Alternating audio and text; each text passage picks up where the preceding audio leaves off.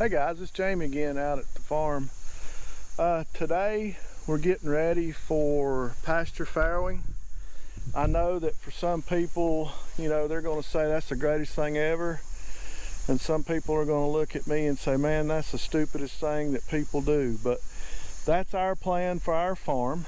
I've put out a big roll of hay for Mom to make a nest in.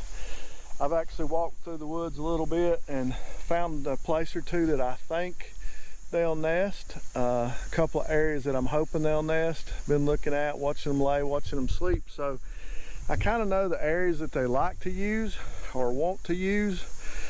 But, you know, whenever they start to farrow, who knows? We'll have 2 farrow in the next 4 weeks, so maybe that'll be enough for the both of them. If not, we'll bring in a second roll. Show you how we're setting up for it. You know, we don't know how these gilts are going to do. They're going to be first time moms. They're going to be my first time them farrowing, and the first time farrowing is actually going to be on pasture and in the woods. But I feel like that's the best for the pigs. That's the best for their offspring. But I just want to show you what our homestead, our small farm is planning to do. We'll see how it works out. We hope it works out well. It could be a disaster, but I want to show you the setup for it. I want you to see that we're getting prepared for it.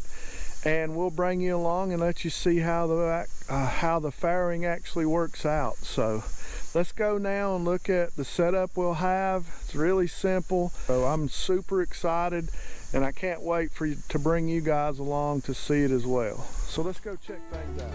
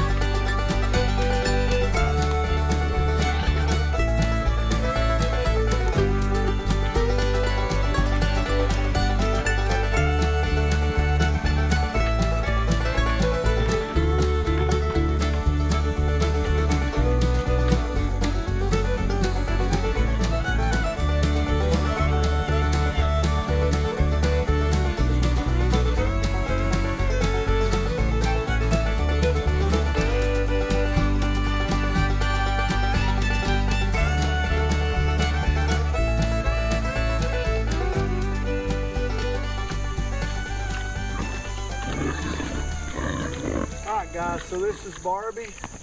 She's the first one to farrow. Hush over there, quit arguing. She's going to be the first one to farrow. She's due on the 17th and today is the 13th. Yeah, today's the 13th, so she's 4 days away. I don't know if you can see it, but some things to look for is she's kind of dropped. She's got this little hollow area here above her hips. Her stomach is hanging a lot lower than it used to. She's also eating more. Her calorie intake, of course, is going up with all those kids, all those little baby pigs in there. You can also see that her teat structure is actually starting to develop into each little mammary gland section. Instead of one smooth teat now, you can start to see that they're actually developing into each teat for its own milk. So we're within 4 to 5 days is what the book says. I haven't noticed any nesting yet. I'm not sure that starts within about 2 days, but I do know her intake has really increased a lot. I've been feeding 5 pounds per pig per day, which you can really see here now the kind of the teat structure a little bit starting to develop in its own individual. But I've been feeding 1 5-gallon bucket a day, and up until the last couple of days, there was still some food left when I would come in, but I noticed yesterday it was dry. There wasn't anything left, so I brought 2 buckets today. And with her getting ready to farrow, I don't think that'll be a big deal. Like I said in the last video, she's due the 17th, which is 4 days. Today's Monday. That'll be Friday, Saturday I'm expecting. Rudolph here, she's 1 heat cycle behind, which is like 21 days. All right, so as you can see, we brought in a round bale of hay. In the video, you'll see we backed the truck up here to it and dumped it off, actually rolled it off, a little heavier than what I expected. That round bale will be for nesting. She can actually nest in it where it's at, or she can use that material to build a nest somewhere else. I have seen them just nest in those round bales themselves. It wouldn't be a bad spot here. It's not in a hole. It drains well, so if we were to get some rain, I might even try to put up a little shelter if it needs some rain. But I expect in the next day or two, you know, we'll start to see some nesting. I think that's within maybe the 2 days prior to, or 24 hours prior to farrowing, you start to see some nesting. She really hasn't started to loosen up in the vulva area at all, like you would expect if we were imminent for birth. Still a few days away. I don't know how many. Looks to me like she's dropped. In front of the hip area, you can see kind of an indentation. It wasn't there. It was rounded, but now that the belly has dropped, you see that little indentation here in front of the hips. You can tell that she's really low, about dragging the ground. She is really, her teat structure is really good. She's got 14 teats, and both of them, all of them are symmetrical. So I think she could feed a good litter. I have no idea how many piglets she'd have, but that'd be a fun thing to do. Down in a comment, leave me a comment, let me know how many piglets you think she might have. This is my first time. I'm hoping that we can have, say, 8 survive. That would be awesome. She is a Hampshire Yorkshire with a mom cross and a Duroc dad, so that'll give you some idea as to litter size. And then I bred her with a Berkshire semen from Shipley swine, so that'll be something fun to do. Let's leave a comment below, let me know how many you think she might have.